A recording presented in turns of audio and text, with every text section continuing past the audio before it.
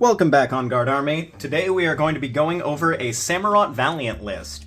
To start, we have 3 Samurott V, 3 different arts of Samurott V. They have 220 HP and 2 attacks that can be relevant in niche situations. First, we have Basket Crash, which for 1 Dark Energy allows us to discard up to 2 Pokemon tools from our opponent's Pokemon.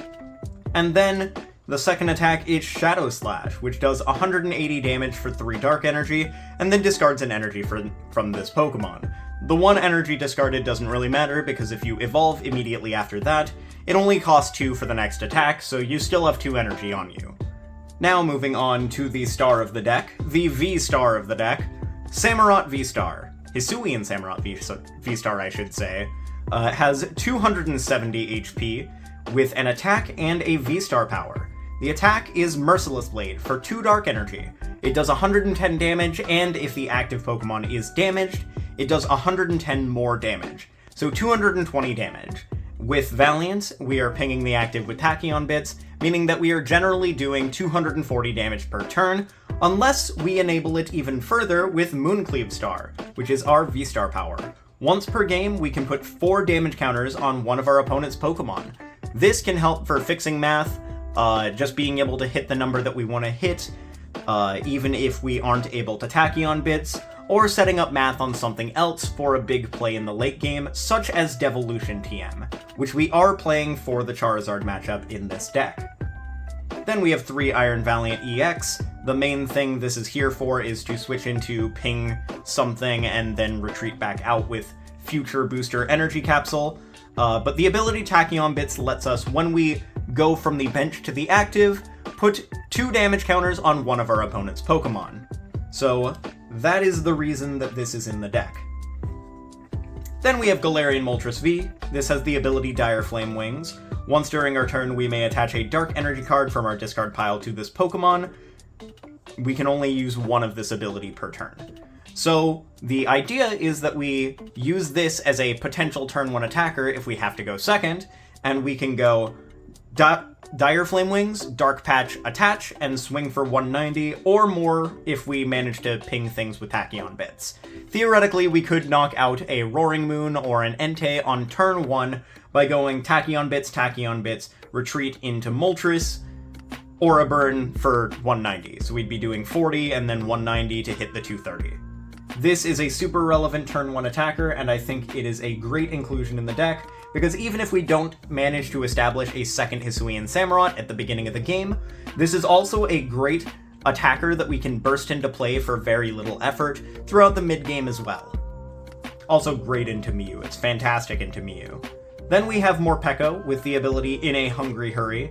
If this Pokemon has no energy attached to it, it has no retreat cost. This is a great pivot for this deck. If something gets knocked out, we can promote this, retreat into Valiant even if it doesn't have future booster energy capsule on it, and then switch back into our next attacker.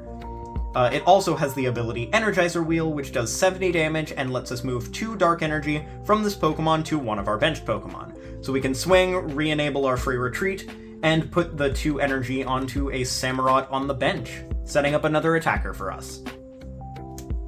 And then we have 2 Bidoof with Carefree Countenance to protect it from getting, let's say, Greninja sniped in this case. It doesn't block damage counters, but it does block damage, which makes it the ideal Pokemon to have on our bench to evolve into our main draw engine, Bibarel. Bibarel has Industrious Incisors, which lets us, once during our turn, draw cards until we have 5 cards in hand. This is exactly what we want in order to draw cards throughout the mid to late game. This makes us very, very good against decks that want to Iono us down to low hands or Roxanne us. This lets us draw our way out of very bad low hand sizes. And then we have Squawkabilly EX. This is the main draw for the beginning of the game. We want to be able to burst through our deck to set up our bench. It also helps for discarding our dark energies in order to Dire Flame Wings or Dark Patch. So it is a fantastic start to have and lets us draw into our Battle VIP passes a little bit easier. And then we have 3 Professor's Research. Great card, lets us discard our hand and draw 7 cards. It will be the most burst draw that we have throughout the entire game. Then we have 2 Ionos. This lets us shuffle our hand and put it at the bottom of our deck, and then draw cards for as many prize cards as we have remaining. In the early game, it's a lot more draw for us. In the late game, it can disrupt our opponent very heavily. Plus, in the late game, it can lower our hand size actually if we have a clogged hand, so we can draw more off the barrel as well. Then we have 2 boss's orders, so we can be targeting down the Pokemon that we want to target down, especially if we were setting math onto something prior, while we had the resources to do so. Then we have 4 Battle VIP Pass. This will be used on the first turn of the game for us to set up our bench, normally used to grab like a Samurott V and a Bidoof, or to grab our Squawk in the early game to draw and try and hit another Battle VIP Pass to further set up our bench. It's great for just our early game setup. It's the best setup card in the game. That's why most decks are running a 4 of this. Then we have 4 Ultra Balls. This, throughout the entire course of the game, can grab us any Pokemon. You discard 2 cards from your hand to search your deck for a Pokemon. It can grab our evolutions, including Samurott VSTAR, or any basics as we need them throughout the course of the game. Plus, also thins out our hand for us to draw more cards off the barrel. And then, to round out our ball search, we have 2 Nest Ball, which is, throughout the course of the game, we can play it to search our deck for a basic Pokemon and put it directly onto our bench. In the early game, this could grab us Squawk, which we can then trigger Squawk and Seize to draw more cards, to try and set up our bench a little bit more, or just grab whatever Pokemon we weren't able to grab initially off of the Battle VIP Pass that we might have started. It's just a great amount of cards to have 10 ball search cards in order to consistently get us set up in the early game. And then we have 4 switches, so we can switch into our Iron Valiant to be able to ping whatever we want to ping, and then retreat out with Future Booster Energy Capsule. We also have 2 Escape Rope in case we want to phase, but it also acts as 2 more switch cards, so we have basically a total of 6 in this deck. 6 switching effects for us to get in and out of the active with Iron Valiant to ping, and then KO with Samurott VSTAR. Then we have 3 Dark Patches. This is a great number to have. Most of our stuff is not super intensive, but it's great for being able to burst anything that we want into play. We only ever need 1 Dark Patch for any given one of our attackers. So Hisuian Samurott VSTAR, we can go Dark Patch Attach. Galarian Moltres, we can go Dark Patch Dire Flame Wings Attach. And Morpeko, we can go Dark Patch Attach as well. We also have 2 Earthen Vessel. This is a great discard fodder as well for other Dark Energy. Say we have Earthen Vessel in hand and a Dark in hand, we can Earthen Vessel away a Dark, grab 2 Darks, attach 1 to Moltres, research or Squawk away the other Dark Energy, and then Dire Flame it to it as well. Or Dark Patch, depending on what's in hand at what time. This is a great number to have, especially if we don't play Radiant Greninja. If you're playing Radiant Greninja, you can probably just play 1 Earthen Vessel and go 9 Dark Energy instead. But since we cut the Radiant Greninja for a Collapsed Stadium in order to get our Squawkabilly off our bench, we are playing 2 Earthen Vessel in order to have another discard fodder for our Dark Energy. It also works as a way to thin out our hand in case we don't actually want to grab a Dark Energy. We can discard a card from our hand, fail to find the Dark Energy that we wanted, or that we don't want at this point in time, and then draw more cards off the barrel.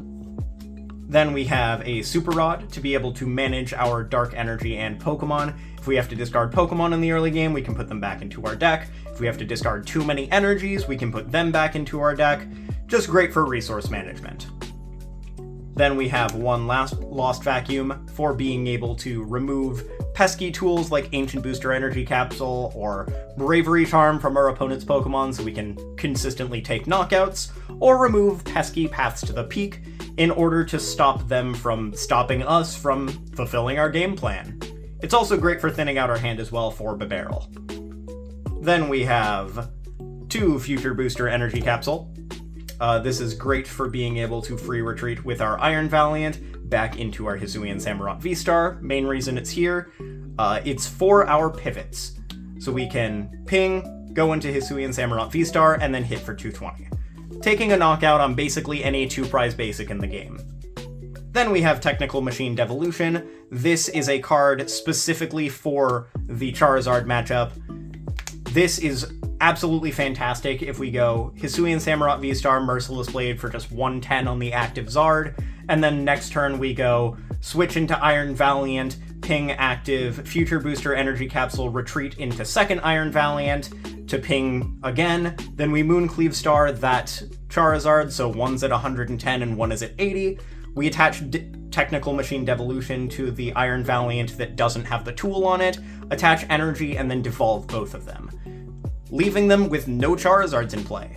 It's a fantastic line of play against Charizard, and makes the matchup super favorable for this deck where it otherwise wouldn't be. I think that Technical Machine Devolution is exactly what this deck needed in order to beat Charizard consistently. And then we have 2 Town Store for searching out our tools.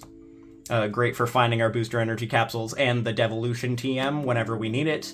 And then we are playing a Collapsed Stadium in order to get our Squawkabilly off the bench, or get something else that is, say, damaged off our bench, or something we don't want locked by Snorlax off our bench.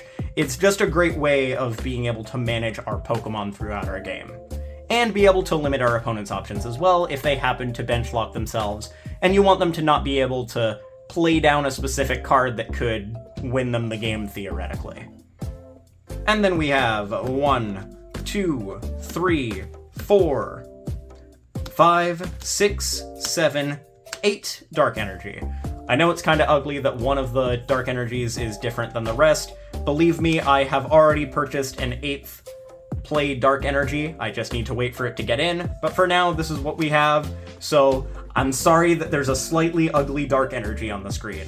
But I think that 8 Energy has been a great number for the deck, considering how low intensive most of our attackers actually are, and it makes it easy to find with the double Earthen Vessel, having basically 10 total energy outs.